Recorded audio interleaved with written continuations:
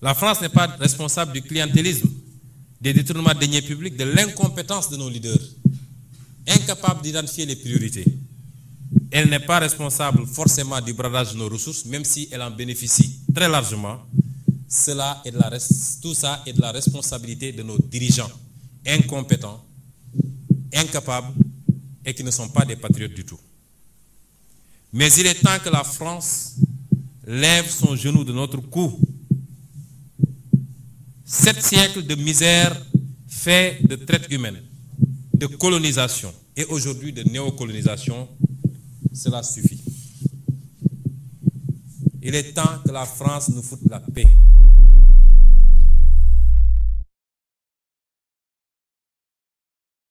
Bienvenue sur la chaîne Renaissance africaine. Aujourd'hui, nous allons explorer le parcours fascinant d'Ousmane Sonko. L'un des hommes politiques les plus influents du Sénégal et un leader emblématique de la lutte pour la transparence, la justice sociale et la souveraineté nationale. Sonko est bien plus qu'un simple homme politique. Son histoire est celle d'un homme qui s'est battu contre le système, défiant les puissances en place pour défendre ses idées et ses convictions. Dans cette vidéo, nous allons retracer son parcours politique, ses luttes, ses victoires et ses épreuves.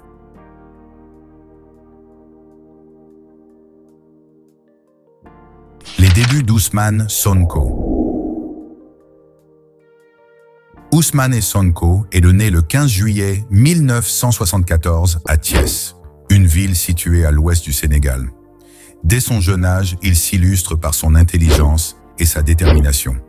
Son parcours académique est marqué par des réussites. Après avoir obtenu son baccalauréat, il poursuit des études de droit à l'université Gaston Berger de Saint-Louis, où il obtient sa maîtrise en droit public. Plus tard, il rejoint l'École nationale d'administration, ENA, du Sénégal, où il se spécialise dans la gestion des impôts et des domaines. C'est dans ce domaine qu'il commence sa carrière en tant qu'inspecteur des impôts et des domaines. Cependant, c'est dans l'arène politique que Sonko fera parler de lui. Bien qu'il soit issu d'un milieu fonctionnaire, Sonko se distingue rapidement par ses idées progressistes et ses positions fermes contre la corruption qui gangrène le pays. Derrière cette loi de finances rectificative et comment le Sénégal est géré sous Macky Sall, c'est-à-dire c'est les lobbies, c'est les amis, c'est les intérêts et c'est la famille. C'est ça la gestion du Sénégal. À une époque où la politique sénégalaise est dominée par les mêmes acteurs depuis des décennies, il choisit de se battre pour un Sénégal plus juste. L'ascension d'un leader de l'opposition. En 2014, Sonko décide de quitter la fonction publique et se lance pleinement dans la politique. Il fonde son propre mouvement, PASTEF, parti de l'Alliance pour la souveraineté et l'équité du Sénégal, dans le but de dénoncer les abus du régime en place et d'offrir une alternative aux Sénégalais. PASTEF se positionne comme un parti d'opposition, opposé à la corruption et en faveur d'une souveraineté nationale renforcée, surtout face aux puissances étrangères qui influencent la politique et l'économie du pays. C'est au sein de ce mouvement que Sonko devient rapidement une figure incontournable de la scène politique sénégalaise.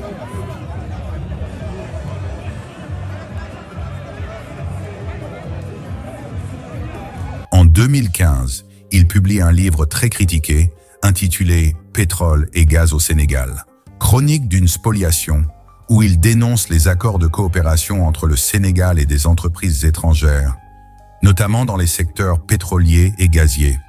Ce livre, qui bouscule les autorités, révèle son courage à affronter le pouvoir en place. Malheureusement, nous sommes dans une situation très fâcheuse où c'est des combines et des complots au sommet de l'État et particulièrement au ministère des Finances. Sonko n'a pas peur de défier les élites politiques, ce qui lui vaut une popularité croissante parmi les jeunes et les couches populaires du pays. La bataille contre la corruption et les scandales. Sonko devient une voix forte contre la corruption au Sénégal. Et c'est cette position qui va attirer l'attention sur lui à l'échelle nationale.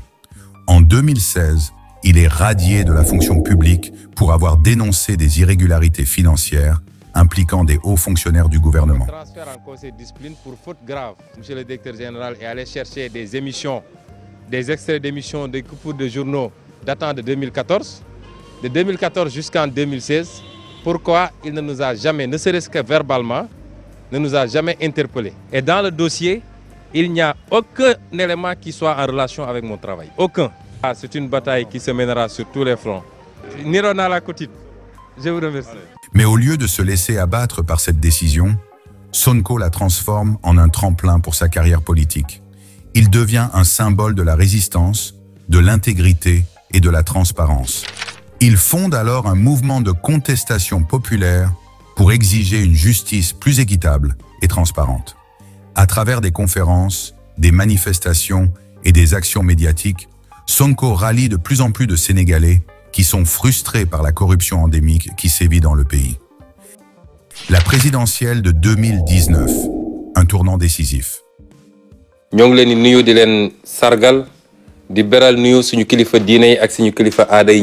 2019 marque un tournant décisif dans le parcours politique de Sonko.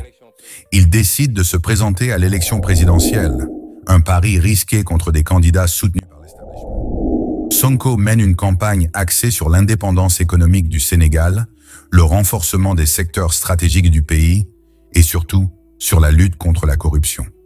Son discours, radical et sans compromis, séduit une large frange de la population sénégalaise. Il promet de défendre les intérêts du peuple et de lutter contre la spoliation des ressources naturelles par des puissances étrangères. Son appel à une révolution pacifique pour une gouvernance plus transparente est bien accueilli, notamment par les jeunes et les femmes qui sont de plus en plus actifs dans la politique sénégalaise. Au final, bien qu'il n'ait pas remporté l'élection, Sonko réussit à obtenir un impressionnant 15,76% des voix, se positionnant comme le troisième homme de l'élection, derrière Macky Sall et Idrissa Seck. Ce résultat lui permet de se consolider comme un leader majeur de l'opposition sénégalaise. Les accusations et la montée des tensions.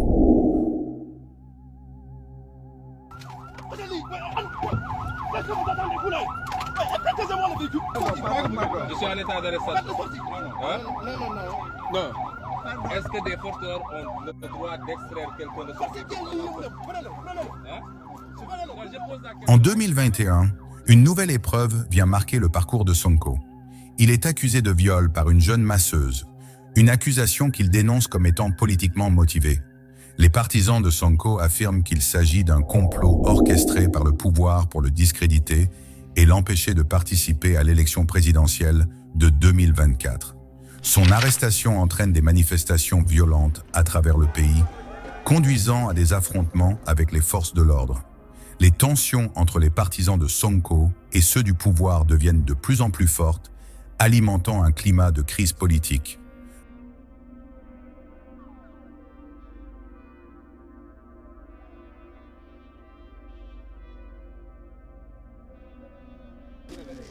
Ces jeunes Sénégalais se relaient devant la résidence d'Ousmane Sonko à Ziguinchor, dans le sud du Sénégal, depuis des jours. Ils veillent sur l'opposant attendu à Dakar où doit se tenir ce mardi un nouveau round de son procès. Malgré ces accusations, Sonko reste une figure centrale du mouvement de contestation et continue de dénoncer ce qu'il considère comme des tentatives de museler l'opposition. Il renforce ainsi son image de leader combattu par les puissances en place mais soutenu par une large portion de la population, surtout parmi les jeunes. Le retour au pouvoir et la nomination au poste de Premier ministre.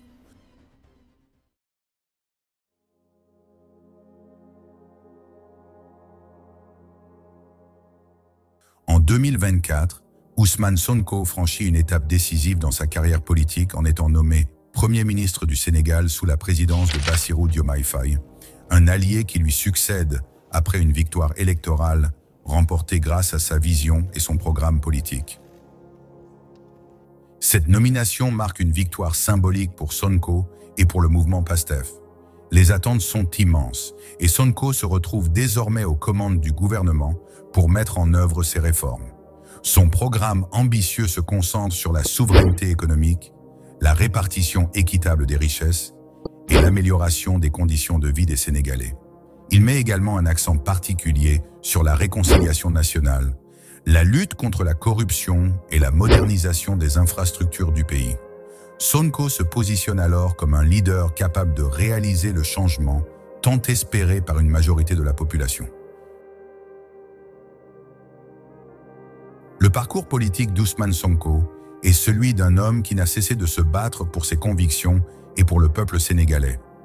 À travers ses combats contre la corruption, ses dénonciations des injustices et ses propositions novatrices pour un Sénégal plus souverain et plus juste, Sonko incarne l'espoir de toute une génération qui rêve d'un avenir meilleur. Son histoire est celle d'un combat pour la dignité, la transparence et la justice, et elle résonne non seulement au Sénégal, mais dans toute l'Afrique. Aujourd'hui, avec sa nomination au poste de Premier ministre, Ousmane Sonko a l'occasion de transformer le pays en profondeur et de marquer l'histoire politique du Sénégal. Merci d'avoir suivi cette vidéo sur Renaissance africaine. Si vous avez aimé ce contenu, n'oubliez pas de vous abonner, de laisser un commentaire et de partager pour que d'autres puissent découvrir cette incroyable histoire de résilience et de leadership. À bientôt pour une nouvelle vidéo.